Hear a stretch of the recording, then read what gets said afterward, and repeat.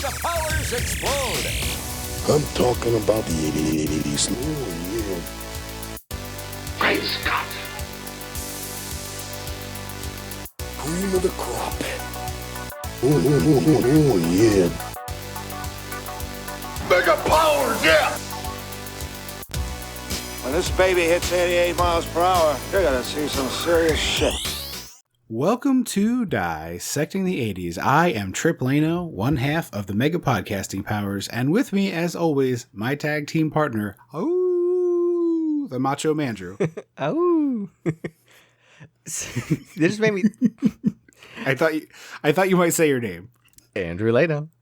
The fact that you said a woo reminded me, I just saw a clip of an interview with Billy West, because is it Jim? I think Jim Cummings does a podcast now, who like voice of Winnie the Pooh and 1,000 other things in the Disney universe. He does a voice acting podcast now where he brings people on, and he just spoke with Billy West about Futurama, and they were talking about Nixon, and Billy West was like, they asked me to do it, and for some reason my brain went, well, can I do it as if he is a werewolf? And so that's why he does all the "ow" and all the stuff. It's just because Billy West was like, "What if Richard Nixon was kind of a werewolf?" That's fantastic. I had never heard that before. Yeah, I had never heard that, and all the time I would go "ow," like I do that. That is my Nixon voice. Well, wolves are on the brain here because, sorry for being a little bit late with this episode. Life gets in the way, as you're all aware. But we're going to try to stick to that first of the month on Patreon, 15th here on the main feed. But we are here to do the Michael J. Fox picture, Teen Wolf. Story here is boy turns out it's in the tin. It's on the tin. I'm sorry. It's on the tin. It is a teen werewolf.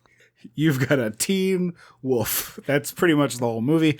It is much more coming of age than it is werewolf movie, I will say. Yeah. There's like very little werewolfing, but we can talk more about that as it goes. Couple of tidbits here, right off the top. 21-day shoot, 21-day production rather, which you can tell. Yep, there's a lot you can tell. The director said that there is an hour of the worst basketball footage you've ever seen on the cutting room floor. You can tell. Yeah. And then this is just a fun little tidbit. Former NFL player who formerly went by the name Greg White changed his name to Styles G. White at some point post playing career because he loved this movie so much. Yeah. So I don't know if I've seen this movie in full. I'm sure I have at some point. It's so short that as I was watching it, I remembered more of it than I did. And it's probably one of those movies that like you watch 20 minutes of on cable 10, Comedy Central 12 times during Halloween. And over the course got the whole movie because it's so short. But there's really like barely a movie here. It's listed at 89 minutes, but has a long intro and like a long exit. So 85 probably feels right for the actual runtime of film. Probably. I don't like it. Like this is what I was thinking the whole time I was watching this movie. They delayed the release of this for one reason or another, and then Back to the Future comes out, and Back to the Future is like the biggest thing ever. The millennium. Right. Huge smashing success. And so yes, this is Paramount. Yeah, and it's Universal. Or actually it's Back to the Future. Yeah. And so I actually think this was released by a different like independent company, but I think Paramount is involved in some way, or they are now or whatever. But they're like, oh, we got to get this out because this guy's a hot star. And then everyone's like, Michael J. Fox fever between Family Ties and then Back to the Future. And so he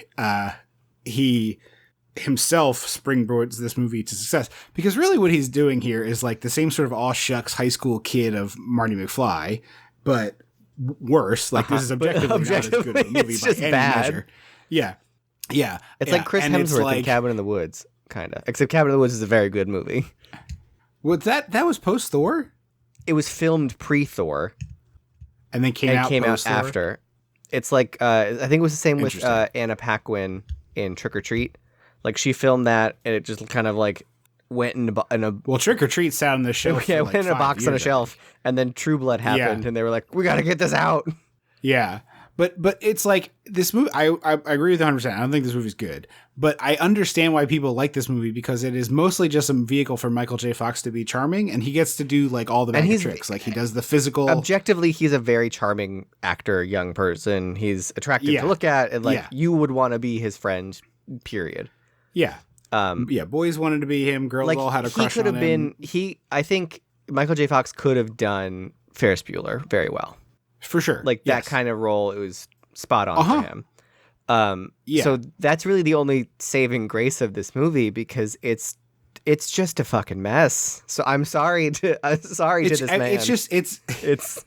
It's a mess. I mean, I think my suspicion is that a lot of listeners probably really have a soft spot for this movie, and I think I would too if I had watched it when I watched it. Yeah, if I had grown up with this being one of our VHS tapes, I would feel very different about this movie. But watching it now, it's like it's just a mess. Like it is really a movie about a young boy learning to believe in himself, and he happens to be a werewolf. And it's just the craziest corny. thing. I'm sorry, spoilers.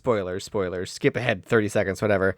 The fact that the least believable part about the teen werewolf movie is that his basketball team wins in the end is crazy to me, because that is the least believable part of this whole movie, that his human basketball team wins of their own accord in the end. Absolutely. It is preposterous. It is really, really ridiculous. Also, the one girl character's name is Boof, and it's like, yeah, I couldn't get over Boof. You're a screenwriter. Did you know that when you're a screenwriter, you pick whatever you want? You can change it. You can write whatever you want as a name. You don't have to. If you write Boof as a character name, you should probably hold the backspace key for a while. Right. In this case, maybe you get the corrective pen. Yeah, So have you ever seen the TV show Teen Wolf? The MTV one. So I think I watched like a commercial for it because I was like, "Oh, Teen Wolf!" Like, okay, I kind of have a vague notion of what that is, and then it was like very Twilighty. Yeah, I was gonna say Riverdale, but yeah, I have seen. I saw a handful of episodes back when it was like a thing. I haven't watched it since. I've always thought like they put a movie out in 2023. They did. Like they were like, "Hey, there's just enough nostalgia here that people might want to subscribe to Paramount Plus for this." So I've seen a couple of episodes. I don't remember much, but I do know that they play lacrosse, not b-ball. Yes, that is correct. But the main character's name is still Scott, and Styles is still his best friend's name, except Styles in the TV show wasn't a total ass. Okay. So that's about what I remember from the TV show, is that his Styles' name was Styles Stilinski in the TV show. Ah. Well, is it his first name isn't like Derek Stilinski? No, his first name is Styles, and his last name is Stilinski. His birth certificate. Yes. His birth certificate. Yes. His Christian Stilinski. name, his God-given name is Styles Stilinski. Unbelievable. Really bad. You talk about Boof as a bad character. I'll take that over Boof. I think Styles Stilinski is because I think it was one of those things that, like, again, I could be misremembering, and I'm sure the Teen Wolf heads are gonna go off on Blueski, but the Wolfpack, the Wolfpack is gonna go off on Blueski. Oh, but I'm pretty sure it was one of those, like, everyone called him Styles, and then they revealed in a later episode that his name was Styles Stilinski. Yeah, that's really as bad. Like, I think it was supposed to be kind of a joke, which I will allow. Okay. Well, this movie, which I wanted to make sure we got to this. This closes the loop on a duology that we covered way back when.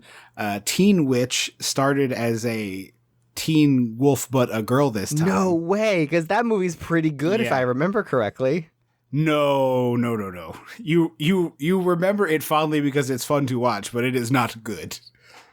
Okay, so because this one is like kind of fun to watch, but I feel like Teen Witch is more fun to watch. Cornier. Right? Teen Witch is way sillier. Remember, they do the rap where it's like top that. Yeah. Oh yeah. Top that. Yeah. And then you got Zelda Rubinstein being like, "Ooh, child, you're a witch, and we gotta save your family," or whatever, you know. I don't think there were ghosts in Look, this one. that's what Zelda Rubinstein sounds like. She doesn't save her family. There's no I don't think she has to save her. No, the teen witch has to save her family. I don't think she does. There's something about like there's like a curse. I don't that remember. she needs Honestly can't remember the conflict of the movie Teen Witch. I do not remember what the inciting incident is. Let me do a take two, because it could also be this. "Ooh, child, you're a witch, and we'll make that boy love you." Yeah, I think that's what it was. I think it was the "make a boy love me." Yeah. Because I remember they are implied to do it in a weird flower-filled factory. I'm remembering. Yes. It's like an abandoned warehouse or abandoned house that they But then it gets full of flowers. Gets all soft. Yeah, and it's Blake Lively's half sister, something like that. Robin Lively is the titular teen witch. Frankly, hearing that makes me like, I wish that we could like peek into the what if machine to see like Teen Creature. Thank you, it's exactly that one. Right. Teen Mummy, Teen Frankenstein, Teen Bride of Frankenstein, Teen Dracula, because they did a lot of like, there was Little Dracula, there was Kid Dracula, like Little Drac, like there were a lot of those. Yeah, Teen Dracula, and he's like real moody, and so he doesn't want to come out of his room. Dad, I don't want to drink your blood, you know, that kind of thing. Yes, he's trying to be a vegetarian. Or I guess I want to go outside. I want to see the maybe sun. Like rat blood or something, like animal blood. Yeah, sure. Yeah, that exact thing, rat blood vegetarianism, was in a vampire thing of some type. That exact was it True Blood? I don't remember. No, True Blood was True Blood. The fake blood. Yeah, they had True Blood in the show True Blood. In the show True Blood, vampires are so established that there is a product on the market for them. Mm-hmm. Like, are you a vampire? Don't eat people. Have a True Blood. Which is like, hey, solving the problem, right? Vampires in late stage capitalism. That's what True Blood is. No, late stage capitalism is Daybreakers. If you've seen that one with Sam Neill, no, that's a fun one. That's a good like Saturday, just like chilling on the couch, not really paying a lot of attention. It's a fun movie. It's Sam Neill from Jurassic Park. Sam Neill is vampires are now the predominant species on the planet. Oh. And now there's a blood shortage because they're running out of humans. Okay. And so they're like, real stupid. We can only allow, like, when you get your coffee, we can only give like a splash of blood creamer or whatever in your coffee now, kind of a thing. It's very dumb and fun.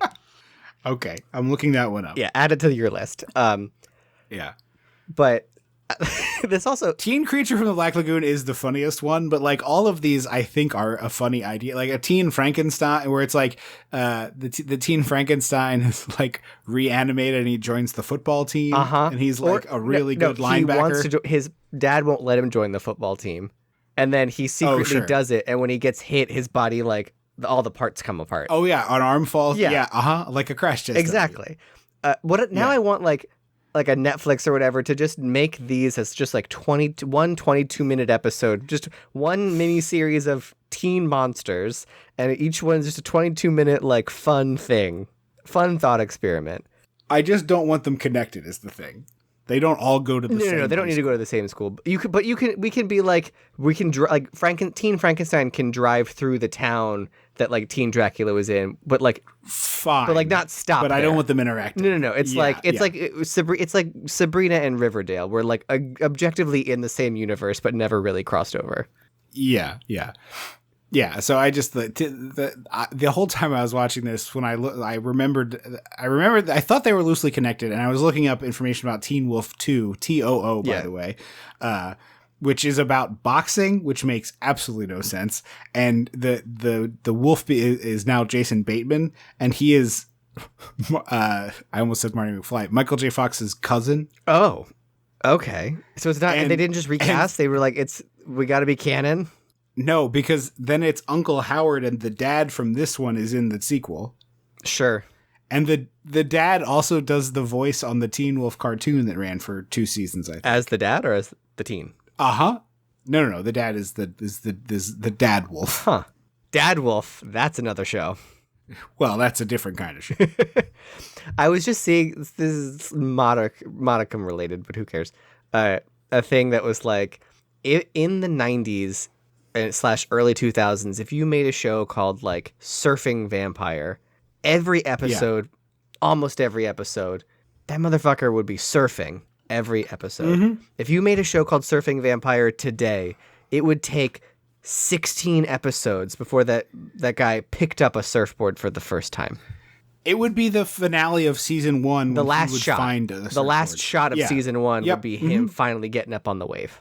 Yeah. No, the last shot of season 1, he would find a surfboard in the attic or somewhere. He would like blow the dust off his surfboard, and then he would like cock his head to the side, and then it would be like Surf Dracula will return in season 2. Yeah.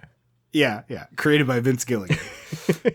So it is very. It's like, you didn't watch The Bear, right? You haven't watched The Bear. I don't. I don't want to watch The Bear because I'm bitter that it's. We all have to pretend it's a fucking comedy. Yeah, that drives me so insane. bitter. My wife and I, literally once an episode, my wife and I, one of us will turn to the other and be like, "This is the funniest show on television." I do that to my boyfriend because he fights me on that, and so I'll come in. I came in once, and it was like someone was pregnant and dealing with it. Someone was getting yelled at in a restaurant, and then someone was in another restaurant, like crying. And I turned and I was like, "What a fucking knee slapper of an episode you're watching here." Yeah. Funniest comedy on television, says no one. I try not to do this anymore, but I got into like an argument on the internet about this where somebody was like defending it. And I was like, I love The Bear. I truly like first 2 seasons is like some of the best television in a long time. What's the funniest episode of The Bear? And they named one. And I was like, the episode where they accidentally poison a bunch of children with drugs is not played for laughs. They're all like, oh shit, we drugged the kids. It just like makes me so mad because like shows like Abbott Elementary are now competing with The Bear, and when I see that Abbott Elementary is only Emmy nominated, I'm like, how have none of them won? I'm like, oh right, because I thought Quinta Brunson has won a couple times.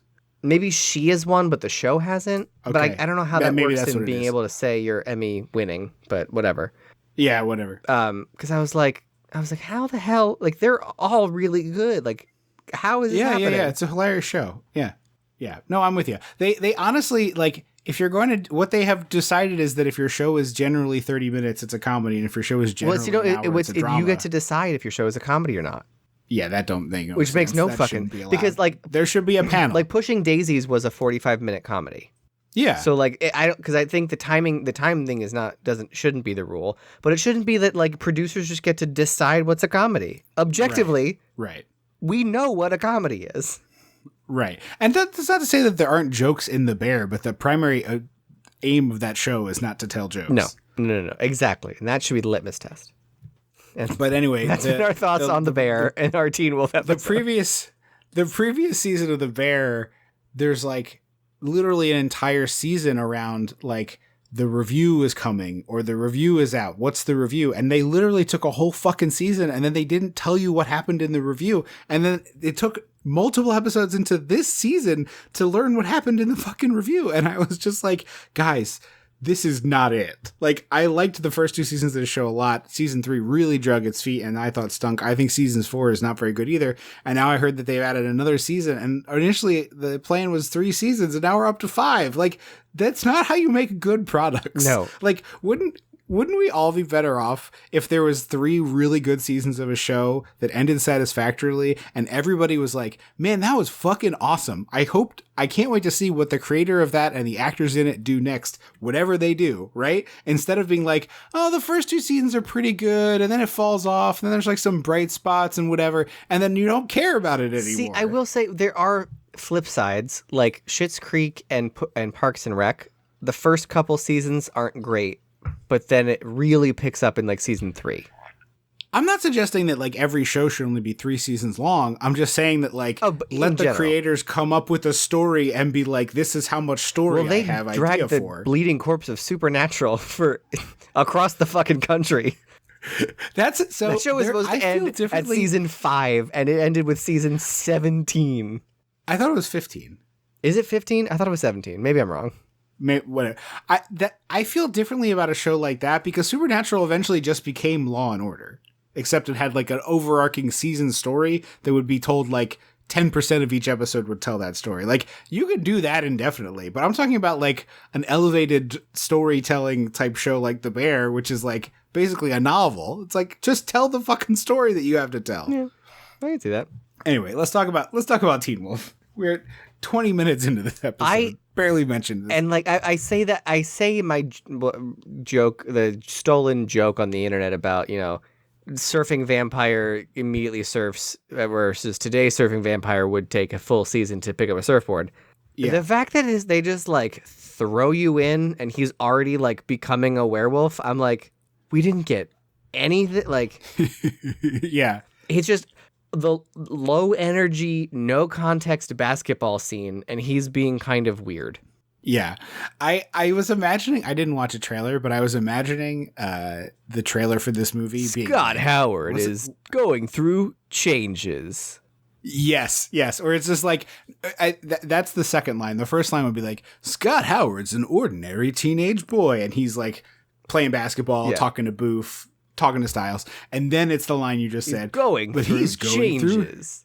And it's him like, talking to him talking to the coach, being like, there's something going on. He's like, oh, I could talk to you about that. And he's like, but it's not what you think. I was actually thinking it would be him scrubbing at the bathroom sink and then the principal pulling up the hair. Like he just has like a chest hair or something. I like that. And so like there. And then it's like we show him in the bathroom again. And it's like, but he's about to find out that his family does things a little differently. He looks up in the mirror and he's a wolf. Puberty wasn't the only thing that got hairy. I think that's very funny. I don't know that they were allowed to say puberty back Probably then, not. but I do like I'm also picturing much. like ska music. Like I'm pushing this into the 90s. Yeah. Oh, yeah. No, this is like a synthy. Yeah. But the ska would be fun. But here's the thing about this movie. So a long time ago, we did Rocky IV. Very stupid movie, but I like it. And we joked about how that movie is like legitimately like 40 minutes of the 90 or so minutes is montage. Yeah. This movie's 90 minutes long, and if you added basketball and montage, it's got to be close to 40 minutes. I would agree. I would fully agree. There's so much, and it's like, it's one thing if you like film the basketball really well or really interestingly, or like I'm sorry, like the Queen's Gambit. The Queen's Gambit made two people playing chess in enrapturing to watch. This is people running around on a basketball court, and you made it boring. Yeah. Yeah, they apparently like had an intense basketball thing where it's like none of these guys can really play, so they like tried to figure it out, and it's like, okay, if that's what you got, then the other team should all be extras who are very good at basketball, so you can like almost film Harlem Globetrotters-y bits, right? Like you don't want them doing spinning the basketball on a finger and throwing a bucket of confetti, but you want them like making the basketball to hit the rim and explode into confetti or whatever fun things Harlem Globetrotters do. But I do want them to like pass the ball around Michael J. Fox, who trips over his own feet and flails, you know? Like I want him to look foolish. And it's like the basketball is filmed so poorly that it makes it look really boring on screen. And second, the person who wrote this seems to have as much knowledge about basketball as J.K. Rowling does about sports in general, because like Quidditch makes no fucking sense. It's like the least there's a lot of illogical parts about those Harry Potter books, but the least logical one is the sports one. And it's like, allegedly she did that because she was just like, this will make people mad. And I'm like, no, she just is dumb and didn't know how sports work. The weirdest rule is that if a Jewish person catches the ball, their team automatically loses. It's very weird that that's a rule in Quidditch. Yeah, it is. No black people can play Quidditch. It's weird. Well, isn't there one black kid who plays Quidditch? Probably. I'm being funny. Doesn't the one black kid in all of Hogwarts play Quidditch? I think he was the announcer for the Quidditch games in the movies. There were two black kids. There were two black kids then. I don't remember. Because there is also I thought I thought maybe there were 2 black characters in those movies. It's entirely possible. I refuse to stream those, and I don't like I'm allergic to putting physical media inside of my PlayStation 5, so I will probably just never watch those. Don't you have the like movies anywhere? Didn't your Blu-ray set come with the codes? I have no idea. I mean, I don't know if it came with codes, but if those movies came with codes. Mine did, because that's how those are like comfort food movies for my wife. So often, if she can't sleep, we put on a Harry Potter, and that has become like it's just on in the background movie in our house a lot. So they're on my Movies Anywhere account because it's like, oh yeah, we can just watch that anywhere we go. We don't have to worry about the DVDs. Movies Anywhere. You can take the movies Blu-rays. anywhere. You can indeed take the movies anywhere, which a service I don't think exists anymore. I think it got shuttered and bought. It became something else because my Breakfast Club is part of Movies Everywhere. Because I had a hell of a time watching Breakfast Club whenever we did that one. But yeah, it's like the part in particular about the basketball is like the scores of these games are like 50-4, which like doesn't make a lick of sense. I'm like I don't know a lot about sports, but I don't think generally it's that wide of a gap. Right. And if it is that wide of a gap, it's probably worse because like it doesn't take that long to score in basketball. And if the other team is that inept, the score should be like 80-4. True. Yeah. I mean, yeah. Because there's no indication that the better teams coaches are like, now teams, we're going to do. It's like when I was a kid, if you played Pee Wee and you were like way better than the team you were playing against, the coaches would like put in like rules where it's like, okay, you have to make 4 passes before anyone takes a shot so that you didn't just like dominate, dribble down the field, score, dribble down the field, score. I don't think it's a field. It's like, I don't know a lot about sports. I don't think you play on a it's funny. Field. I was envisioning I only played 1 season of basketball and I was bad at it, but I was envisioning soccer as I said it because I was on soccer and hockey teams where we were like play like a very bad do you call team. It dribbling in hockey when you do that like puck back and forth in your stick thing? Is it called dribbling? Stick handling. I was like, oh, it's dribbling in both basketball and soccer. Yeah. But yeah, so it's just like the coaches would put in mercy rules where it's like, okay, you know, you have to do 5 passes. And honestly, like having occasionally been on the bad squads, it's not better. Yeah, I mean, it's patronizing. Like it's right. It's like they're up 15-0 and now they're passing the puck around like it's a practice session and we can't get it from them. And now it's they are like, the Harlem Globetrotters. Right. Where it's just like they've set up 1 guy behind the net, 2 guys at the point and 2 guys on the sidewall, and then they're just going like 1, 2, 3, They've 4, set up 5 the little shot. orange 1, 2, tiny 3, cones, and they're just doing drills on the side. Yeah, basically yes. Yeah, where it's like this guy keeps doing laps in the circle, the face-off circle. He just keeps doing laps of the face-off circle and then passing it. It's like this isn't improving morale. The fact that we're getting we've got. It's like we could just call it. Also, I feel like there was an opportunity for. I mean, Teen Wolf, it's great. It's in the grand tradition of the 80s, just name it what's on the tin. But, like, I feel like there was an opportunity for, like a half-court full moon joke. Oh, sure. Sure. I mean, it was the tag. That could have been a tagline, I guess. Yeah. That almost certainly was the full court, full moon, you know? Yeah. The opposing coach in this first game of very sweaty, poorly shot basketball is the guy from Ace Ventura, who I know as Roger Podacter. He's been in 5 billion movies. Ooh. And I was like, oh, that's fun. He's going to be in this movie. And nope, he is in this one scene. Mm-hmm. Yep. The coach, the Michael J. Fox coach, I think is kind of fun. He tries to forfeit here. Yeah, I like him. Yeah. Later, he gives some like rules for life that I have written down that are pretty funny. I did like those, yeah. They're losing 65-12. What I feel like most basketball games or sports games in high school were like at night. It was like yes, and this game is at 2:45 p.m. This game, you skip 8th period if you're on the basketball team to go play this game. Yes, and this game is 45 minutes max, and then you got to get out of the gym. Yeah, when I played bug bombing the gym in 45 minutes from tip off, so you all have to be gone. When I played JV football, the games were at like 3:30. I think school let it out 2:45. It was like the exact shortest amount of time to allow other teams to ride a bus across. Yeah, town. It was like you couldn't go home, or you wouldn't bother with that. No, it was the exact amount of time that it took to get to the locker room, put your football clothes on, either go to your field or we had to get a bus to our field. So get on a bus to our field or to an opposing team's field, warm up and play the game. It was like exactly the amount of time. And then the game was over at, 5. And then you went home after that. Yeah. Because this game happens and then he goes to work at his dad's hardware store. Yes. Because I was like, what time is it? And then he goes back to school. So I'm trying to... I thought he goes back to school the second. I thought that was a new day. Wildly unclear. No, because they talk about the party. As they're walking to the hardware... They go back to school? They don't go to the party? As they're walking to the hardware store, he and Boof are talking about the party. And then he goes to school with paint... He goes to deliver stuff to the theater department. And they're still rehearsing. I'm like, what the hell?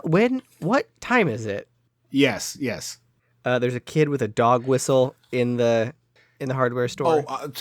Backing up very slightly, we introduced Francis from Pee Wee Herman as one of the co-teammates, and he's the one who's gonna get all the fat jokes.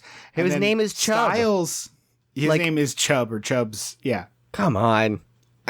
And then Styles, who is not on the basketball team, walks into the locker room where everyone is getting naked and is like, "Hey, nice dick!" Like he's just like in there in ways that are very confusing. I didn't even clock that he wasn't involved on the team for the longest time. Yeah.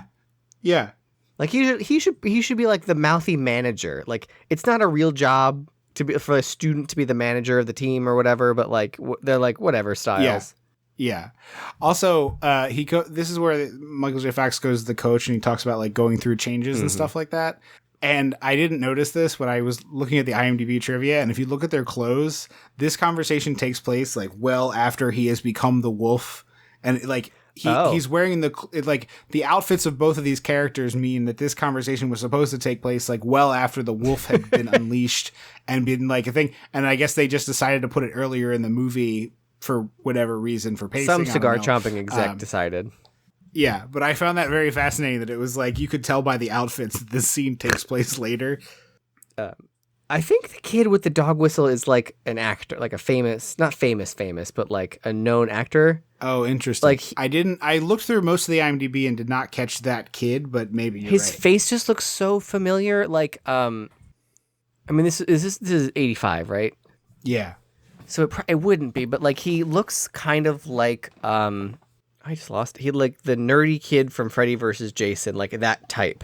But I was looking at his face and I was like, I think you became like you kept doing this, but I didn't bother to look it up. So, and Michael J. Fox gets great bits of business here, carrying all this shit from the hardware store into the theater department. They also kind of imply this theater teacher or the director, or whatever his title would be, is like trying to have sex with this girl, right? I think it's just supposed to be like, I don't think it's supposed to be that specifically, but I think it's supposed to be like a weird boundary crossing teacher is kind of the vibe I got. Okay, because it's definitely kind of an odd energy. Because like the boundary crossing theater teacher is a trope of like, because college theater professors will do that. They'll be like, reach into your sexual awakening and pull it forth from within your rectum. And you're like, I don't really know what that means, but okay. And so I think you think I'm joking. If anyone here, that's the thing. The thing is that I don't think you're joking at all. That's why it's funny, because it sounds like a line that you heard in your real actual life with your actual human ears, and we're just like putting that one away forever. Oh, grab that, put it in the back pocket. I'll use that later. I'm gonna be at my deathbed, the image is flashing by, and what I'm gonna hear is reach to your sexual awakening and pull it through your rectum. Yes. But I think basically like a lot of screenwriting performing people went to acting college and conflated that theater teacher with high school, because like my high school theater teachers weren't like that. Like they definitely like pushed us artistically, but it wasn't weird and gross like that, where like in college it got weird. Well, it's like you can tell a 17-year-old kid to think about a time something really sad happened to them or something that made them really mad or whatever. You can't say to a 17-year-old kid, think about a thing that made you horny. Yeah, you can't. Yeah, that's not okay. College, you're 18. You're an adult, so they're going to be like, all right, sex. Yeah. It's sex, right? Yeah. Think about being horny. Acting is sex. Styles tries to buy beer. I love this actor playing the beer proprietor, liquor store owner, Yeah. or shopkeeper, It's whatever very he is. like a Kluger type. Sure, yeah. He also reminded me just a touch of the guy from the Home Alone sequel, who Mr. Duncan's toy shop. Yeah. The one that I always think is a ghost. Yeah. Objectively not a ghost, but I always objectively not a ghost. Not a ghost. I always think he's gonna be a ghost.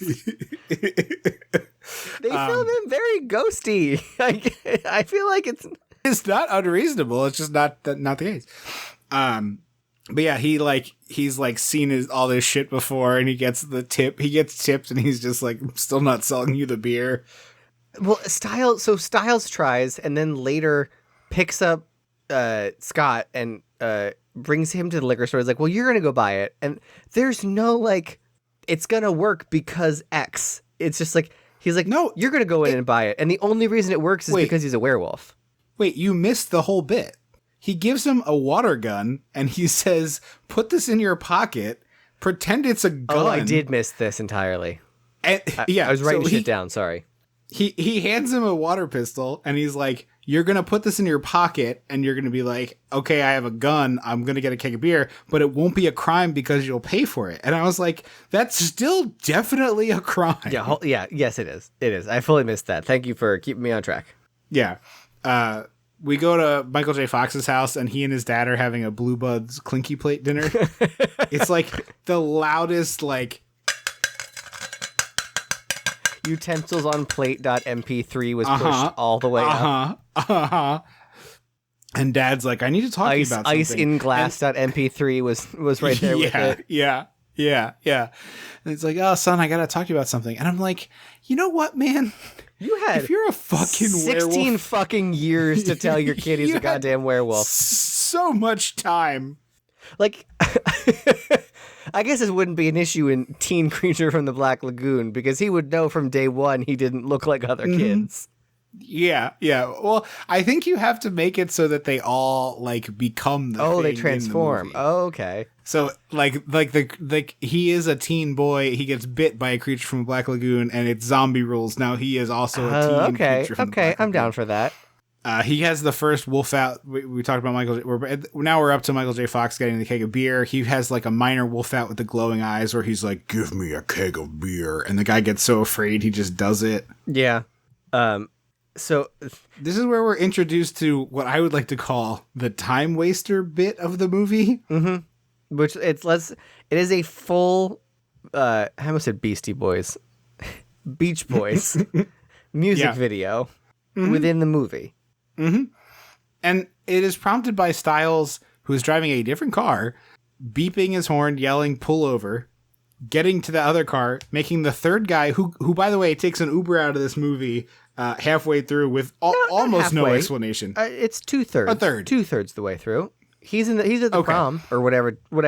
All dances in movies are proms. Sorry about that, everybody, but whatever. They're at the prom. Wait, he is? He's at the prom because not Styles, the other guy. Yeah, the other guy, Lewis. Okay. Because there is a scene later where he gets the Wolfmobile and he's like, "Where's third guy?" And he's like, "Ah." Well, Lewis is scared of him now. That's why Lewis is avoiding him. Because there's a scene at the lockers where Lewis is like avoiding eye contact and then he runs away. And then at the prom, whoosh. At the prom, whoosh. Yeah. The Teen Wolf storytelling was too subtle for me. I mean, it makes sense because there's only 3 minutes of storytelling every 15 minutes of movie. So it's really easy to blink and you miss it. He gets up on top of the van and starts surfing and doing to Surf in USA. And I was like, kind of impressed by the stunts, and then you learn it was wire. He had a doll stand. He had the Disney Parade doll stand. It wasn't a doll stand. They just ran a wire up his pants. Oh, I mean, yeah, it's the same. I mean, he's clipped in. Basically, is what I meant. Yeah. Also, at this point, so we know that he is very interested in Pamela. Scott is, and Pamela has very clearly said she wants nothing to do with him. Like, her boyfriend came to pick her up. He saw them kiss at rehearsal. He like picked her up off the stage, did a whole very like whatever thing, and he goes, "They're not going together." And it's like, my brother in Christ, do you have eyes? Right. Like, also, guy from a different school walks in. Yeah, just like strolls into this I didn't thing. know he was from a different school because they also got changed in their locker room. Right. Also, this guy, it doesn't really make sense because I don't think they're playing his team twice. They do play his team missed twice all because of that. the Dragons both times. Okay. The bookend games are because they do imply that it's like playoffs, so that makes sense. But I just like this kid walking through the school, and I didn't necessarily I assumed he was a high schooler because this is this movie, but they're all much older than they're supposed it's to be. Riverdale. Fox, it's full on just Riverdale. Yeah. Michael J. Fox is 23. Some of the other actors are 26 or 27. This guy looks 35. Like he is a hard living 30. He has a 401k that he's about to cash out. And it's hard because Michael J. Fox has baby face. So like his 23 looks 19, 20. Right. Also, I thought only Teen Wolf did the surfing. So, because again, don't remember the last time I saw this movie. So when his friend did it first, I was like, wait, am I conflating? Does Teen Wolf not do the surfing? Teen Wolf does much cooler surfing. He does. But I love that they're just like, well, it's a movie about teenage boys. We got to have them do something incredibly dangerous. And do you think this was a thing before this movie? I think somebody attempted something like this. Has to be a thing, right? Like, I guess, or I'm picturing it being a news article. This is what I always. If you don't talk to your kids about van surfing, who will? Well, this is the thing I always use as an example, and people always kind of think I'm being absurd, but this is the truth. They were so bored in the 1950s that like a very, very, very, very popular pastime was, what if we tried to see how many of us we could fit in a phone booth? That's right. I forgot about phone booth contests. Or like, how many of us can we fit in a car? You know, like what is the most people that fits in this car? And so there just wasn't that much shit to do. There wasn't. You know, if your radio program wasn't on, then like, what else were you doing between dinner and bedtime? Right. Exactly. Going to the phone booth. Right. Exactly. And jamming yourselves in. Yeah. You don't talk to your kids about van surfing. Who will? Yeah, who will? Yeah, exactly. It's 10 p.m. But do you know where your van surfing is your children kid are? van surfing? Yeah. Is your teen van surfing? Those commercials, like, it wasn't celebrities saying it, but it was like it was on the news. It would be like, ding, it's 10 o'clock. Do you know where your children are? And wouldn't you know it, every fucking time I was sitting on the couch next to mom and dad, it was like, I don't know, like, should I feel very lame that like the 10 o'clock? Yes. It's a Thursday night, 10 o'clock. Like, I don't know what Medium just ended on NBC. and it says, and they said, hey, do you know where your children are? And I was like, yeah, I'm on the couch next to them. Watching Medium. MJF starts to get pointy ears at this point, and he's freaking out about it a little bit. Swerving while Styles is up there. But the ears go, like, everything happens briefly and then stops. So, because the rules of lycanthropy, I almost forgot the word, are not clear.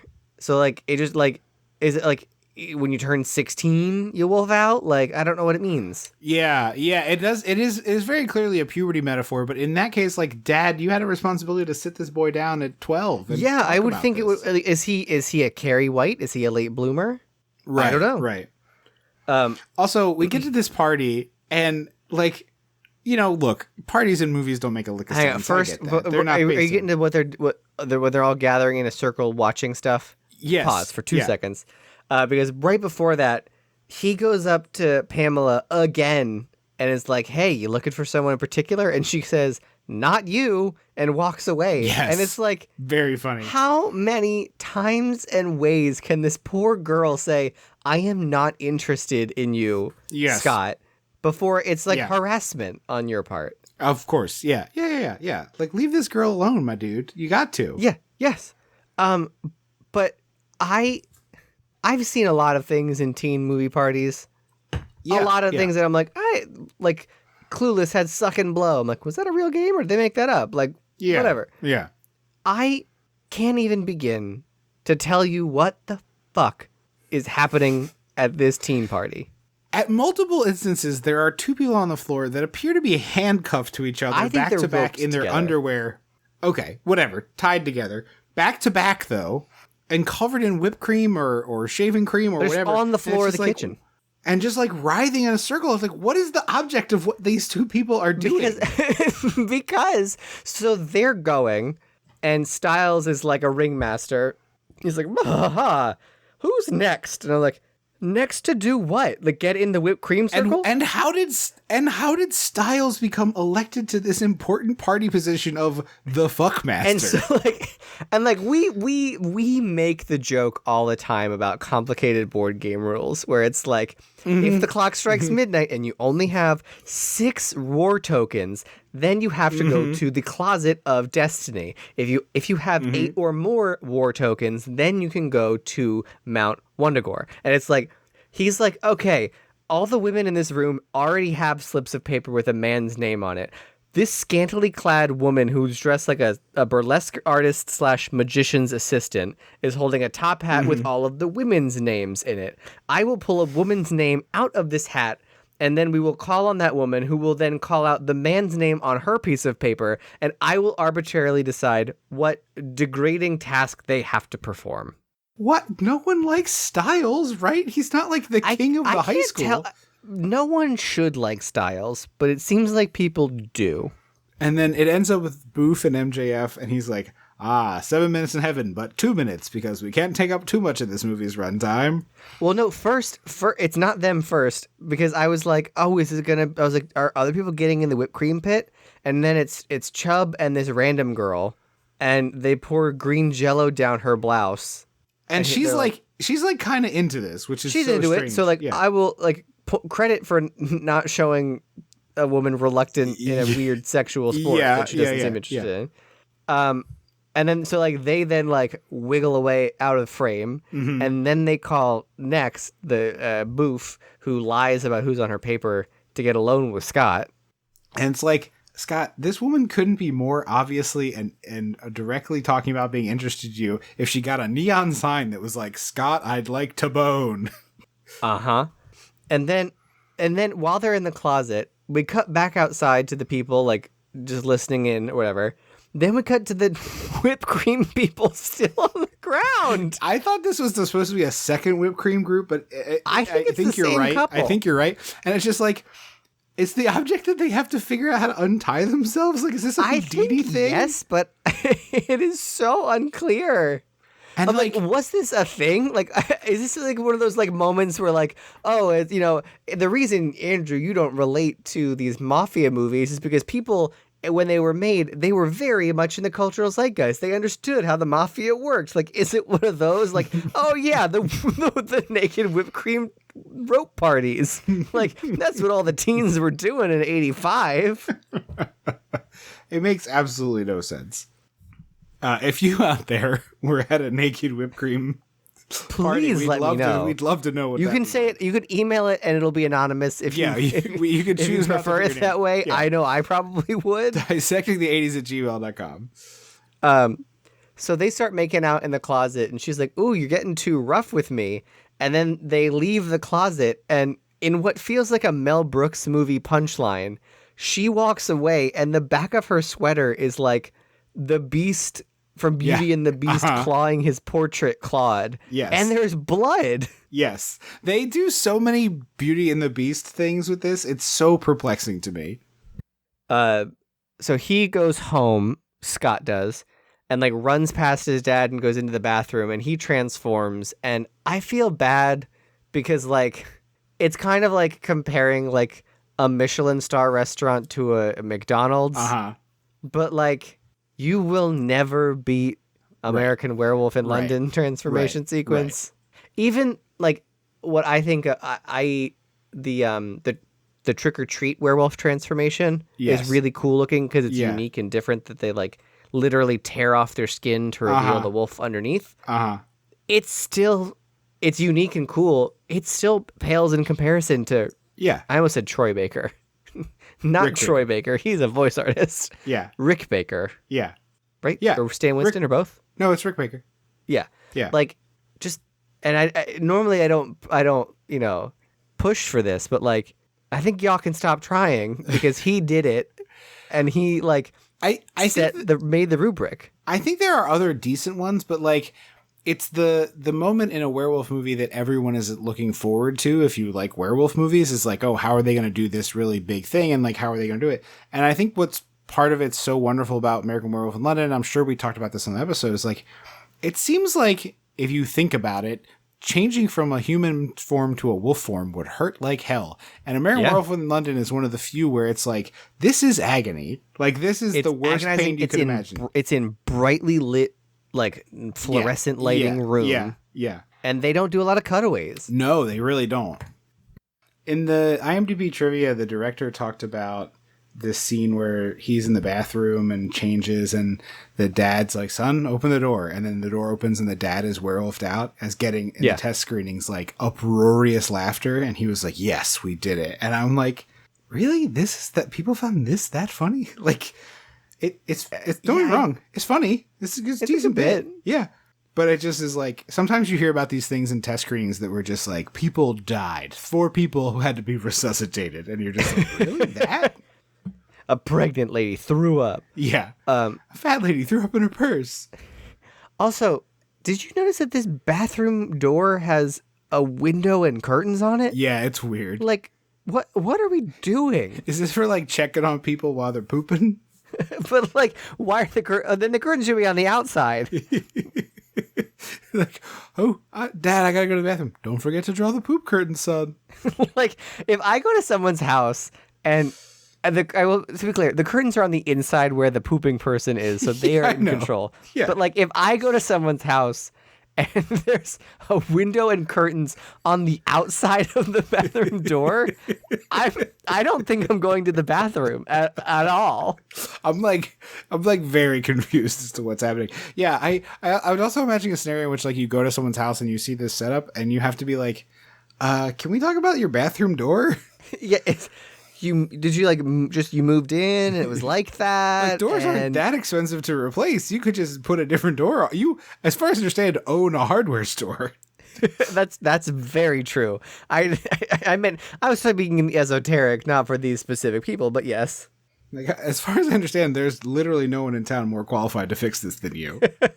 So they're a family of werewolves, because I was like, it seems strange that this werewolf movie didn't show the werewolf attack scene, which is like, there's 3 cornerstones of a werewolf movie. There's the attack that gets you infected scene, your first transformation, and then your curing is usually the big 3 moments in your werewolf movie. Or death, yeah. Also, like, the mom is not a werewolf, and like, so like... But she was, because of what the bully says later, or was that not a What's the like, bully? I don't... No, he implies that the mom was like a literal wolf. Oh, I didn't get that at all. The joke that he says is like, your mom came around and ate my chickens and I shot her. That was a joke? I mean, yes. Like, I don't think okay, I'm going to be fully transparent. I didn't know that was a joke. I thought that was a confession. No, that was I thought the bully fully says, I killed your mom. No. And I was like, we don't spend enough time of this movie acknowledging that. No, yeah. The bully is talking about like, oh, your mom was a literal wolf. I shot a literal wolf for eating my chickens. But also I was like, wait, the bully has chickens? Instructions unclear. My kitchen is now on fire. Wait, but the bully has chickens? I don't understand how the bully has chickens. Yeah, where are we? The dad literally gives Uncle the Ben? Spider-Man line. Well, here's the thing. The writer of this movie also wrote Spider-Man comics. That's right, and apparently is a racist. Oh, that's a bummer. Yeah. He was one of the people, he was part of Marvel, so he did Jessica Jones and some fun stuff, and then he did the Iron Fist show, which was about a white person doing Asian culture. And when people got upset about it, he was like, no, it's okay. And then allegedly was telling people, in this Iron Fist show, don't develop any of the of the Asian villains. We don't need any backstories for them. And then didn't invite those 2 actors to the premiere of the season. Oh, okay. So, allegedly, but yeah, that's pretty lame. MJF drops a big sorry here, and I was thinking about, like, I'm not sure I thought that was strange. I'm not sure his Canadian accent pops up in any of the Back to the Futures. Like, I think they were, like, beating Wait, is he that. Canadian? Mm-hmm. Oh, I didn't know that. I was just thrown off. The other thing I was going to say, which I think I have written down later, but it just popped in my head, so I'm going to say it. The contracts for television shows in the 80s must have been completely insane because... Oh, yeah. We've talked about in our Back to the Future episode how, like, he basically had to, like, film both things at the same time and never sleep. And the only reason he got to do this movie is because I believe the actress was Meredith Baxter, as written down later, got pregnant, and they had to, like, stop for a month filming Family Ties. Yeah. And so I assume, like, the last month of her pregnancy or whatever it was.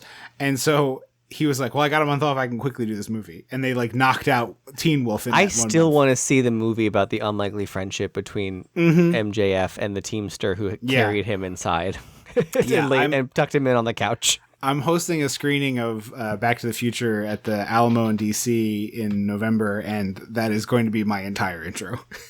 Good. Yeah. Good. Yeah. I mean, you should just get, like, lookalikes and then have him carry MJF onto the stage and then play Sixpence None the Witcher. And then we get this montage. Oh, go ahead. You got it. For some reason, they chose to make Michael J. Fox look, like, absolutely strung out. Yes. In this next scene, and I don't get why. I think it's supposed to be like he's so stressed from the wolf that it's like tearing him apart inside. You know, it's a real "you're tearing me apart," Lisa. But but like it looks like he's supposed to look. He's about to look up like on the drugs. ceiling, and there's going to be a baby crawling on it and turn its head around. But it's also insane. Like they do this montage, one of many in this movie, where it's like him falling asleep in class, dealing like with the wolfy things. This kid gets singled out by his teachers a lot. Every single class he's in. I really liked this and like almost wished this could have worked well in the original Nightmare on Elm Street, where like it's him like falling asleep and then he hears the word wolf and it's his next teacher in the next class. Like we don't know how he got to the next class or anything. Yeah. Talking about like even though like John Wolfe or whatever or Thomas Wolfe, I believe. Tom Wolfe. But like that would have been a fun thing for Nancy, like as she's fighting sleep, to be like. I agree. It could be like nightmare or whatever. Styles is wearing a shirt that says, "What are you looking at, Dick Nose?" which I thought was pretty funny. That's allowed in school, I guess. Yeah. I remember having a rugby shirt or a soccer shirt that our brother brought back from overseas that like the logo on it had said beer in like a 1-inch, it's like the smallest letters possible. And I think it was like junior year of high school, and some teacher like got a hard on about it, and I was like, I don't have another shirt. Like, what do you want? And they were like, turn it inside out. I was like, just give me a piece of tape. And they were like, what? And I took a piece of masking tape and put it over the word beer. And then they got like very upset about me like trying to mouth off. And I was like, this shirt can't be inside out. It'll be so uncomfortable if you're going to wear. This logo is scratchy. What are you talking about? Yes. Well, it's like the time I wore a shirt that with Stewie Griffin and it said red rum on it. Clearly a reference to The Shining. Right. Because it was like him spelling it in blocks, and I got sent to the principal's office, and they were like, rum is an alcoholic beverage. Are we allowed to wear alcoholic beverages on our shirts? And I was like, it's a reference to Stephen King. Like, it's not rum. Like, that's not what it is. Right. And I think I had to put duct tape on my shirt or turn it inside out. Love a Excellent good use of everyone's time. You're really, really productive. MJF is so good at the physical stuff. Like I mentioned it earlier when he's carrying too many props, but as he's like trying to get to a bathroom and like sliding on the wet floor. Was Family Ties a like slapstick kind of show? I don't know. I never watched it, but he played the premise of Family Ties. A young Republican, right? Yeah, the premise of Family Ties is the dad is the guy from Tremors, Bert. Okay. And he's like a hippie. And the mom is a hippie, and Michael J. Fox is a little like yuppie Republican. Maybe I wouldn't. I don't know if I want to. I don't want to view Michael J. Fox in that light. So maybe that's why I avoid that show. He's like a little. He has like a briefcase and wears a suit to school and like. Yeah, stocks. he's talking about trickle down economics and would have voted for Reagan. He certainly liked Ronald Reagan, but I don't know if he's talking about trickle down economics or just like generically is like stocks. Also, He- also, my hunch is the show is like as lame and unfun to watch as most sitcoms of 45 years ago, where it's like there's probably there's at least 2 very special episodes with Tom Hanks playing an alcoholic uncle. Well, I don't know. I feel like a good number of sitcoms hold up. I feel like the sitcoms that you're talking about, though, are like 1990 and forward. And even then, it's like a select Well, even few. like I think like Bewitched is enjoyable. Mm. I think like in like, you know, the Brady Bunch has its moments, kind of a thing. But the other thing is, so he claws out at the blackboard and runs out of the room, and it's the middle of the school day, to be clear. He runs to the bathroom, and the custodian is like, "Oh, you can't. It's wet in there. I just mopped." And he starts to run, and he goes, "Oh, it's all wet there too." And you see half of the school floor is wet. And I'm like, it's the middle of the day. This is not the mopping time. Right. Mopping time is after school It's one thing to go into a bathroom during the basketball game at 2:45. It's one thing to go into the bathroom that needs acute attention. It's quite another to mop the whole hallway. Literally, the entire hallway is just damp. Yeah. So this vice principal is like, Oh, we also missed the vice principal earlier. A roll of tape fell out of Michael J. Fox's arms when he was delivering things. It rolled to the vice principal, who picks it up and throws it at him. And when he goes to catch it, he drops everything. So it's like, this guy's just an asshole. yeah. And he clearly has a hard-on for justice. And he's like, oh, because we saw a guy doing graffiti. And he somehow assumes it's Michael J. Fox, even though it was like far away. And his pants are so tight, you couldn't fit a matchbook in there, let alone a marker. You couldn't fit a match in those pants. And so he's like, no, sir, I don't have it. And then he like fishes a long hair out of it, and he makes a funny face. And we find out later, like, he knows that this kid's dad is a werewolf, which means he probably knows Michael J. Fox as a werewolf here. And it just all seems very strange. And also, I know we talked about Harry Potter already, but the whole like unrequited love of a high school thing that you just like never let go of is like so deeply weird and sad to me. It was also like, in Freaky Friday, the remake. Oh, really? That's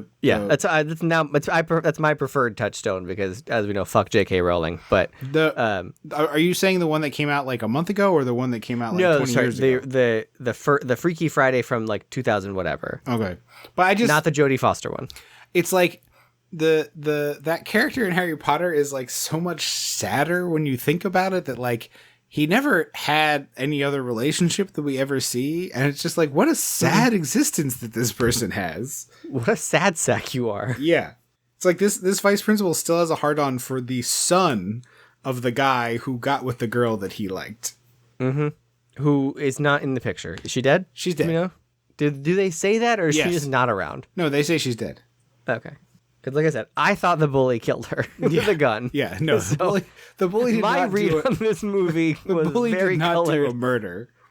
by the fact that I thought the bully murdered Michael J. Fox's mother. Yeah. And the movie just refused to address it. Not what happens.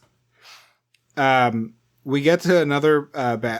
Sorry, it's not basketball yet. We're looking for weed at Styles' house, and we get our lovely bit of gay panic. We get three F slurs in a row. And I was like, well, that's fun. And then a pretty good joke where he turns into a wolf and sniffs out where the weed is, I have to say. Well, also, he fully wolfs out now, and I was like, so you just control it? It seems like it, yes. He, to the effect of, he goes, I guess I can, I just did it. And I'm like, that's not an answer, movie. You are the screenwriter. Right. You know the rules. There's also a funny bit where like Styles turns around, he wolfs out, and we hear the wolf growl, which apparently the director did all of those. Yeah. The one here sounds like a boat motor. It's like It kind of does, yeah. It's very like puttery. I found it very strange. He sniffs out the weed, and then he leaves Styles. He goes home, and Boof is just casually shooting hoops with Michael J. Fox's dad. Such a weird Just there, thing. hanging out.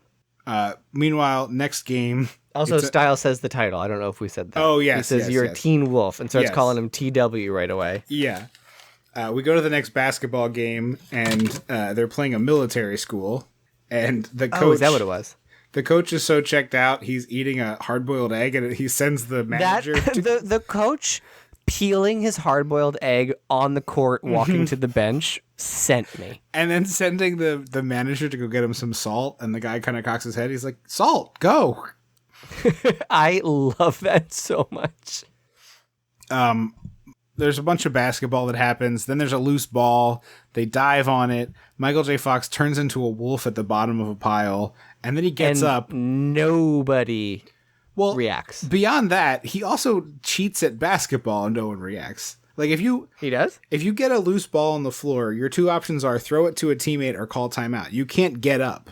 Oh, you can't be like, it's mine now?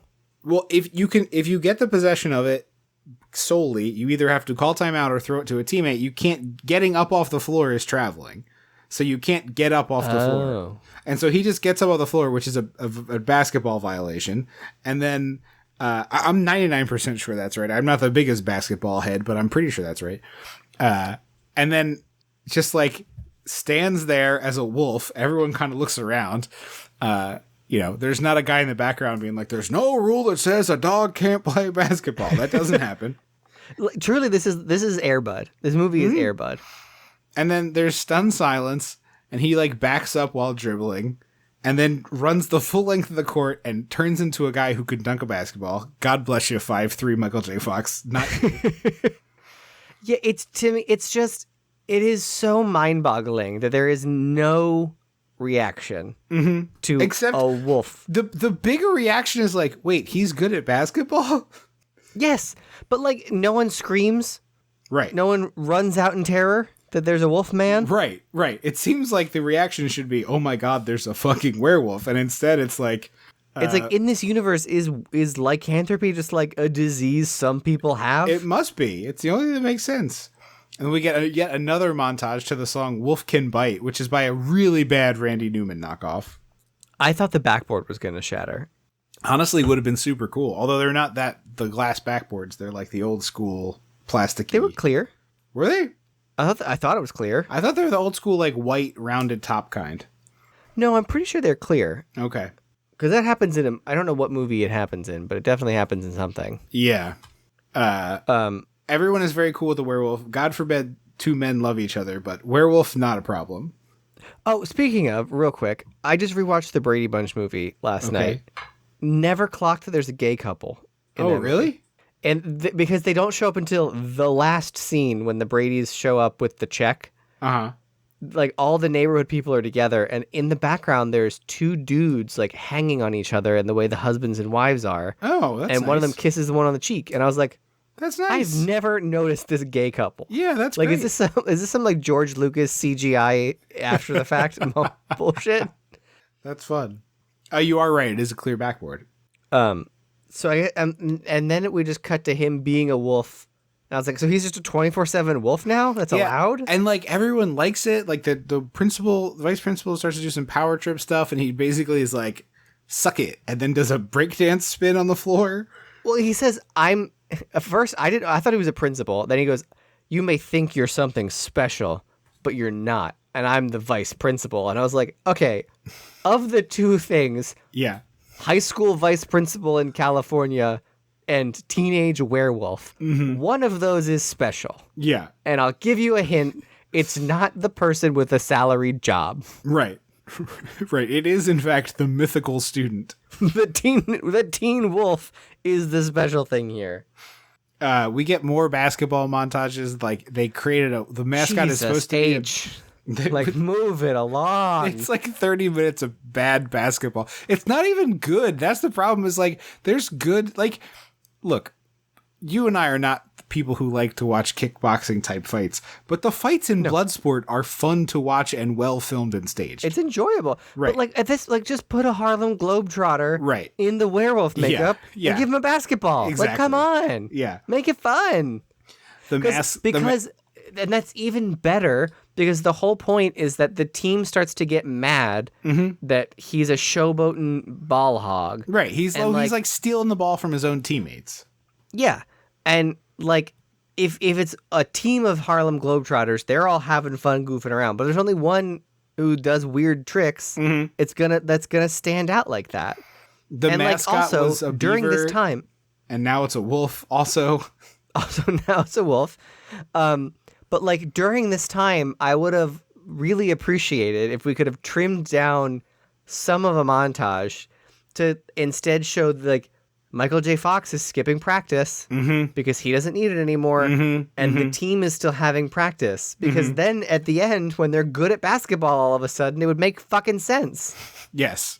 Because I was like, oh, why are they all good now? Because Right. they all sucked objectively in the beginning. Then one of them got good, and now they're all good? Also, like at the end, the two people we see are good are Chubby or Chubbs or whatever the character's name is, and Michael J. Fox.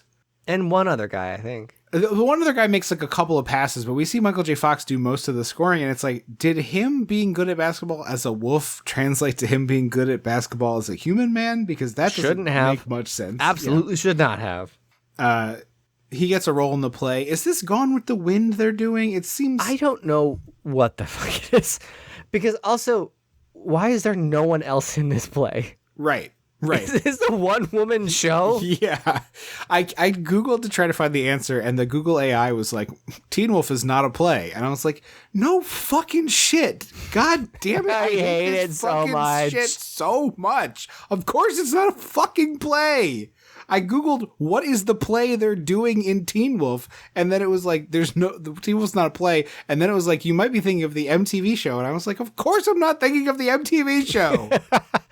The MTV show had 3 musical episodes. Right. And I was like, then I have to put 1985 in, then it still is like, Teen Wolf is not a play from 1985. Like, fucking hell, of course it's not. Yeah, I think it's fake. It's the same way that like when the Golden Girls had an episode where they were in a play where it was just like clearly supposed to be a Tennessee Williams show without being a specific Tennessee Williams show. So they go backstage, and she's like taking her clothes off. Wait, no, hang on.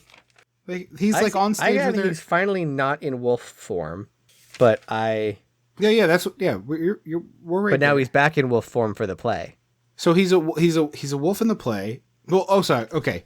When was they have a scene in the hallway where Styles is selling merch, and there's like a shirt with the movie title on it, and that's what it is. And so he's a human here finally, because Boof is like, "Hey, you're finally not a wolf, Teen Wolf." And then they see the merch, and then Pamela's like, "Hey, I think you should be in the play," because she talks like Marilyn Monroe, and I don't get it. No, me either.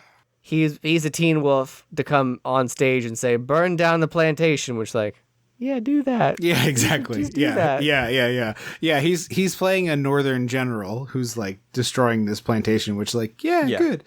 But then they go backstage. She takes her clothes off.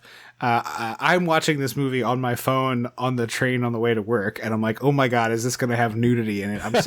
I'm sitting next to a woman who I don't know, and I'm like watching this movie, and I'm like, dear God. Turn the brightness all the way down. What I did was I like flicked out of the movie and went to my text, so the movie was on like 10% of my screen. The mini player? Yeah, because I was like, I can hear what's happening in the movie, but for this scene, I just don't want to be watching boobs on the metro. I don't want to be that guy. I don't think you see her naked. I do think it's just from her back. I don't think so, no. But she's like... Emma also gets really creepy afterward. Like, it feels like she is setting something up that, like, she's a wolf hunter. Or her dad's a scientist. Oh, sure. Like, she's like a Van Helsing. Yeah. It feels... Because she's very much like, oh, don't you want to be in the play? Ooh, I'm naked now. Well, the two things we have to say. She says, we're all one big happy family in the theater. And I was like, you're trying to fuck him, though. That's definitely not family in 1985. Now, look, 2025, there's a whole different thing out there. But 1985, it's not one big happy family. Yes. And I was also going to say, as the resident theater expert on the pod, is this what it was like backstage? Just like people having actual sex with no regard for other humans? No, the band kids were fucking. We weren't. I remember I did walk in on someone doing something in the theater, and you heard belts snapped. clinking. You snapped. No, so we had what? You got mad. Yes, I was so pissed because I was like. I was walking to like do something. They were in the auditorium, and we had a couch. It was like our prop couch that we didn't use a whole lot. It was like more for rehearsals than for the show.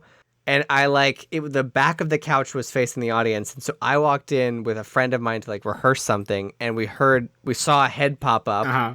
And I knew exactly who it was and whose head didn't pop up on the couch. Yeah. And I was like, you two get the fuck out of here. And because if you ruin this for all of us, I will kill you. You heard just belts jangling. I was like, go to the band closet or choir practice room like all the other horny music kids and stay out of here. Oh, it was not theater kids. It was band they were kids. Theater kids. Oh, okay. They were theater kids. But yeah. But no, a lot of people walking around in their underwear. Okay. We did that because I don't know, we just didn't care. There was no sexual energy in that room. Mm-hmm. Okay. But yeah. Well, it's like 65% queer kids who have yet to figure it out, right? Some of them who have. Didn't have a lot of dudes in the theater department in high school. We had very, very few. Okay. And it was like 100 women and like 15 boys. Okay. If that. So a straight man would have cleaned up, is what you're saying. Cleaned up. And I think we had one, and he kind of did. We had a token straight man. We had a token straight, and then we had one who thought he was the token straight, and we all were like, you sit down, not you. But I remember senior year, there were 15 boys, and that was like the most we ever had. And finally, they were like, we actually have to like find somewhere to put you all, because normally it was just like, you boys find a bathroom to go change in, because there's 6 of you, and who gives a shit about you? Oh, okay. I was thinking of like, we have to find roles for you, and it's like, there were 2 lobsters at the birth of Christ. There were 2 lobsters. No, they were like, normally boys would just like go to like take our costumes out of the room, the makeup room, and go to the bathroom and change. Okay. Or like go into the closet and change. And they're like, well, now there's so many of you, we have to find a classroom to put you all in. So. She wants the wolf, not MJF. She wants to have sex with the wolf, which again, we talked about Beauty and the Beast.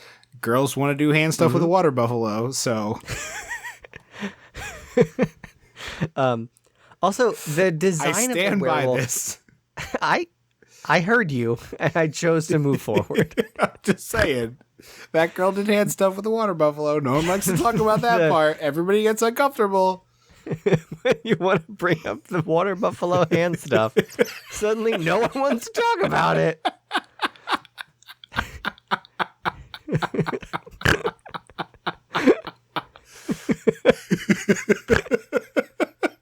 Suddenly I'm the weirdo who's, quote, ruining Christmas dinner. Just telling you, this is a poor provincial town. People are getting down. So they did hand stuff. With the water. She did hand stuff with the water buffalo. With a chimera. No one talks about that deleted scene.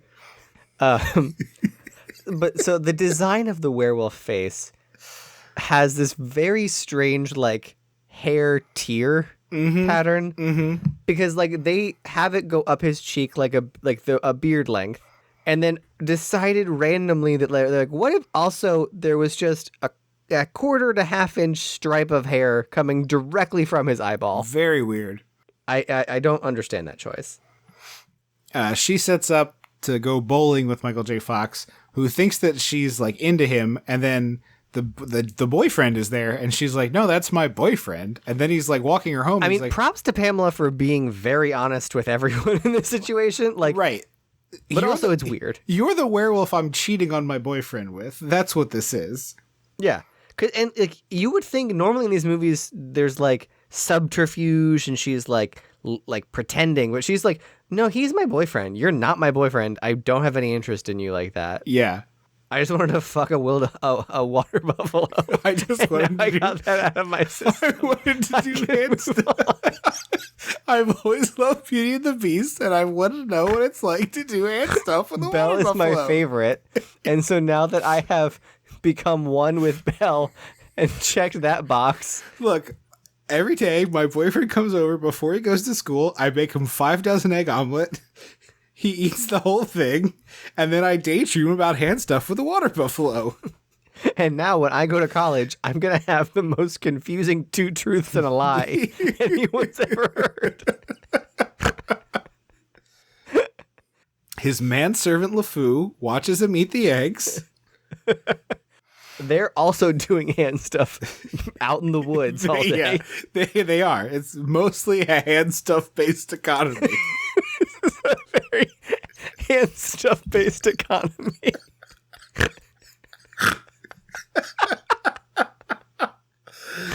Oh, the late night records are silly. When it's close to 10 p.m. I know. Different podcast energy at late night. Have I done my extended rant about how many chickens that town would need to have just for Gaston's purposes? Oh, how Gaston is ruining that town's like economy? Yeah. Well, no, actually, it's the opposite. Gaston is keeping that town's economy afloat, and so actually, when he dies, there aren't eggs left for everyone else, though. No, so here's the thing: the town needs eggs because there's a baker. So the baker's like making. He's got eggs available to him. So there is additional economic. Gaston is a driver of economic growth because in order to have 5 dozen eggs, you need to have 10 dozen chickens. So someone has to have 120 chickens just for Gaston's needs. But do you no. Do you remember in the song the one lady is frantic that she needs 6 eggs? Mm-hmm. And why would you be so frantic unless there are no eggs left in the fucking town? Well, because Gaston clears them out every morning. Well, I think there is what happens is Gaston dies and now suddenly there is 120 chickens too many. And so this farmer has to slowly kill his whole flock and lose all his money. I don't think it's slow. I think the next day there's a Costco rotisserie in town square. All of the chickens are just slowly twirling on the rotisserie in the middle of the town. And Belle goes and picks up a couple. So after the hand stuff, they have something to eat. For $5, she grabs her rotisserie chicken. 5 francs. And then, they have something to eat when they're done with the hand stuff. Well, no, they need all of them because all of their dishware and chairs are now people. That's true. So there is no furniture left in this castle. That's true. I guess that would offset the 10 dozen chickens. They would now be supplying those people. So I guess it works out. We get a great line from the bully where he's like, underneath all that hair, you're still a dork. Mm-hmm. Now we get the Teen Wolf van surfing stunt work. Mm-hmm. Which, how did they do this? Actually, no. They have another basketball game in which Chubbs is eating an apple on the court. He's so bored. I skipped ahead. I said his teammates hate that he's a showboat and ball hog, and I was like, I already said that. We spent so much time talking about the hand job economy of the provincial town. I was like, we gotta keep it moving. I did want to point out one thing. After the game, they win. He's like, Chubbs, let's get an ice cream sundae. We'll get sprinkles and Jimmy's, which I was like, oh, where'd that come from? Oh, I missed that. Because I thought that was I thought that was like you could draw a line around Philadelphia to where the sprinkles and Jimmy's were. Well, it's also in Delaware. I think it's Delaware, Jersey, PA. That little weird hump my version of a tri-state area. Yeah. Because to me, growing up, I always thought Jimmy's were the chocolate ones. Yeah, same. And sprinkles were the rainbow ones. Mm-hmm. But apparently, there are people who say rainbow Jimmy's and chocolate Jimmy's. Yes, and then there are people who try to be like, oh, it's chocolate Jimmy's because of racism. And that's actually not, there's no evidence. One of the very rare instances where it's not, the answer is not racism. Yeah, exactly, yes. So I will hold tightly to that one of the very few things people point to is actually not racism this time. Yeah. I want to know how they did this, because they're doing acrobatic flips and shit on top of this van. I think they just did it very slowly. Oh, and then the van, the footage? Yeah, I think the van's just not moving that fast. Because they're pretty tight on the flip, and you can't really see how quickly the vehicle's moving. That's the only explanation I could come up with. The coach says he has 3 rules for life, and it's never get less than 12 hours of sleep, never play cards with a guy with the same name as a city, and never sleep with a lady with a dagger tattoo, which is that's a pretty solid 1, 2, 3 build, I feel. I agree, yeah. But yes, we have the Wolfmobile, we do some surfing and flipping. We have a funny... I was like, did Dad not know that he was like living as a wolf 24/7? He must have, because there's like there's a funny thing here where Styles throws a can out the window, and I was like, is that a beer? And they don't really show you, but we track the can that bumps into Dad's feet outside the hardware store, and he picks it up and is like, oh, my son won't come to work anymore. Oh, man. And throws the can away all sad. Yes. And then he like has a warning for Scott. He's like, hey, I wolfed out in anger once, and because it was your vice principal, and it was the only time I wolfed out in anger once. Just once. But yeah, it's like they show Scott wolf out in anger later, and all he does is rip this guy's shirt. It's like he should slit his throat. He should bleed out. Like, that's what should happen. Well, also the fact that the guy walks up to everyone loves Scott. He leaves and comes back as a person. The bully punches him in the face and says, "You're a mangy animal, and the girl you're with is a tramp." Mm-hmm. Everyone sees that. Mm-hmm. And then Scott wolfs out and rips his shirt, and suddenly everyone is like horrified of him. Yeah. Also, like, what it should be is the principal is the brother of the guy that the dad wolfed out on, and the dad killed him. Because he's a goddamn werewolf. Mm-hmm. Also, we have Dad talk to Michael J. Fox, like, before the dance. Like, it's a learning the lesson, and there's like a little synth sting of like learning a lesson music, which I found very funny. But then, like, we're about to cut to a commercial break, basically. Yeah. But then he's walking with Boof, and the house that they stop in front of here is George McFly's house. Yeah, I saw that. Yeah. Also, Boof is like a term. I just realized Boof is like a term today. Doesn't it mean to like do drugs up your butt? I was going to say, I thought it was butt related, but I thought it was alcohol. I couldn't. Well, I think it's like you can like boof ketamine or like. Oh, okay, vodka. Okay. I think you boof something. Maybe I was thinking of butt chugging. Butt chugging was a thing, but I think boof is like to do drugs, like cocaine up your butthole or whatever. Yeah, sure. Okay.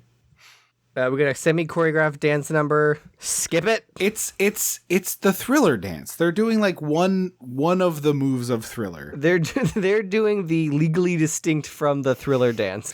But it's the hands in the air of like claw left, claw right, and then swing the hands down without the swing the hands down part. Yeah. Skip it. Move on with your movie. Yeah. I will say the white suit, black shirt is a good look. Oh, it is for sure. Like I said, they do the dance, they leave, Boof kisses him. There is a funny part as he's walking to the dance floor as like the score is playing. It sounds like a really bad rap song for a movie where the like a rapping werewolf movie. Well, the bully kid's like, "Stay away from her tonight. I'm warning you." And it sounds like the bad, like a Addams Family rap, but really 10 times worse. So they smooch. He and Boof smooch on the dance floor here. The girl is like the popular girl, I can't remember her name, is so turned on. The boyfriend's like, stay away from him unless you're going to have his puppies. And she kind of does like a side eye where it's like, maybe she wants to do more than have stuff with this water buffalo. Maybe the economy is moving beyond hand stuff to more serious implications.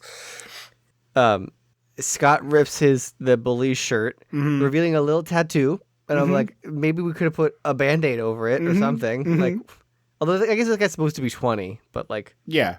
Wait, he is? They say that. They're like, he's 20 because he got held back or something. Oh, yeah, you're right. And so Scott runs outside, and the vice principal tries to like approach him and like threaten him, and then his Scott's dad shows up, and he's like, "Not my daughter, you bitch." Yeah, yeah. It's like, wait, he just threatens this guy? And makes him pee. Mm-hmm. Which, like, shocked we did not see that pee. Mm-hmm. Like, this movie has wasted so much time on boring basketball, and you couldn't squirt a water bottle down this old man's pants? Yeah, like, pan the camera down and show me a puddle. Just show me a wet leg, like wet fabric. It doesn't need to be gross. Yeah. Have him stand in a puddle. Mm-hmm. We see another rehearsal. Again, no one is in this play except these two people, and he is not the wolf. And the director's like, if you're not the wolf, you're out of the play. And he just is like, all right, I'm out. Bye. And he's like, I didn't want this. Yeah. Scott renounces the wolf and shows up to the game late. And then he's like, I'm not going to be the wolf in this game. We're going to do it on our own. And they're all like, he's like, we can win. And I was like, why? Why do you think you can? What evidence they're have you also seen down so far? They're also down like 40 points already. It's like very much not possible. He gets literally We never saw them clotheslined. learn to play as a team. No. Ever. We never saw them learn to play, period. All of a sudden, it's like the goddamn Mighty Ducks out here. Yeah. It's wild. Starting with Michael J. Fox literally getting clotheslined on the court, but it is like it's like as bad as it would look when you and I would pretend to wrestle, where I would like you like clothesline and you would like slowly theatrically fall to the floor. They're just scoring at will. This final game is like 10 or 12 minutes of runtime. It just feels like it. But again, it's like it's so poorly shot. Why are you doing this? This is where I said, this is the least believable part about this movie about a teen werewolf. And then the next note is, OMG, we fucking get it. They can miraculously play basketball now. Mm-hmm. Let's move on. Mm-hmm. We get to like your classic childhood, like, it's the last second shot. And you shoot and then you miss and you're like, but there was a foul. And then you shoot again. Yes. And they keep cutting to Michael J. Fox and the bully, and they are like parody movie level sweaty. Yes. Yeah. The doorman in Wizard of Oz crying level sweaty. I think they're just like actually sweaty from playing this much basketball. It's possible, but like it looks like they sprayed him down with a spray bottle. Yeah. And then so it's like this final moment, and because the foul shot occurred at the end of the game, the ref is like, he shoots by himself. And so the bully like stands nose to nose with him, and the ref should eject him at that point, and he doesn't. And then he lets him go stand on the baseline, which like, that's not allowed. You can't stand there. You can't just try to intimidate the guy. There's no one allowed to stand there. Send him out. Yeah. It's like at Maryland, didn't you all wear like swirl t-shirts? No, they had a big cardboard swirl. It was like a 10-foot thing they would hold up and spin. Oh, I thought you had a T-shirt with a swirl on it too. Many T-shirts, but not that one. Huh? Because I have a memory of like stealing one of your UMD basketball T-shirts that was like a swirl on it. I don't remember a swirl. I remember things that would literally swirl. The one that people came up with that actually seemed to work a little bit was like everybody would put their arms up straight up in the air, and just as the guy started to move, everyone would try to jerk their arms to one side in coordination. So it'd be like hands up, hands up, hands up. Everybody whip to the right, and so there would be like this big wave of motion behind the basket all at once. I think that one worked more than the other one. So he makes the shots. This extra in the bleachers has this crazy clown face T-shirt on. Yes. Also, there's another extra with their pants unbuttoned. I don't know if you caught that. I didn't catch that, no. So the urban legend around this movie is that someone actually has their dick out, but the extra in question is a woman, and the woman's pants were too tight, so she couldn't like sit in the bleachers. Yeah, that makes sense. And so they unzipped their pants, and when the game ended, they like are hastily pulling their shirt over the unzipped pants. Makes sense. Yeah. Okay. But you can see a person, like, you can very clearly see, like, underwear, like a lighter color. Yeah, I'll have to go back to that scene. I missed that. It's the very, very end. And then this, like, cornball-ass song starts playing about, it's winners really... and werewolves or something. I'm just like, what are we doing? Yeah. No, I am sure there are a bunch of angry listeners throughout this episode, although I think it was pretty funny. But yeah, I have, like... Stick around for the hand stuff. Stick around for the hand stuff. I wouldn't call it nostalgia for this movie because I like don't like it, but I do have like I had general goodwill toward this movie, and I hadn't watched it in probably 15 years, and I'm like, I don't think I ever need to see Teen Wolf again. Like, this is fine. Yeah, I think I'm good. Yeah. Certainly have no intention on watching Teen Wolf TOO. Yeah, I might watch a few episodes of the MTV show just to see what's going on with all the hunky boys. There's no connection basically between the two other than it's just the name. The names are the same, and that's it. I care not for hunky boys, or do I? So I would give this a pass. I'm not giving a recommend on this one, but I mean, like if you want something to put on in the background of a Halloween party that no one's paying attention to, but like visually is there? Sure. Yeah. Thank you so much for listening to the show. Please rate and review it if you haven't done that wherever you listen to the show. That always helps us spread the word. We've got a lot of new folks joining us on Spotify, so hello to you. Thank you for being here and listening to us. Big back catalog to dig into. And, of course, visit us on Patreon, patreon.com/dissectingthe80s. Now, a new format for the show. We have an episode there every month and then one here on the main feed. So it's the first on Patreon and the 15th here on the main feed, with a day or two leeway, as it were. Our next episode on Patreon on October 1st to start the old spooktacular will be The Witches, and then we'll be back here on the main feed on the 15th to do The Stuff movie. Another couple of anniversaries. I think 35 for The Witches, 1990, and 1985 for The Stuff. Just like this movie, which is also celebrating its 40th birthday this year, which I forgot to say at the top of the show. So yeah, please check us out, patreon.com/dissectingthe80s. You get a ton of bonus content when you sign up at the $5 level. There is a monthly bonus episode, and then you get the whole back catalog of 27 or so episodes. I can't remember the number right now, but a whole slew of back episodes on a custom RSS feed. You can listen on your favorite app, whether that's Spotify or whatever you like. So check that out, patreon.com/dissectingthe80s. Thanks for listening. I have been Trip Lano. I will always be Andrew Lano. Until next time. Don't you forget about me. Awoo.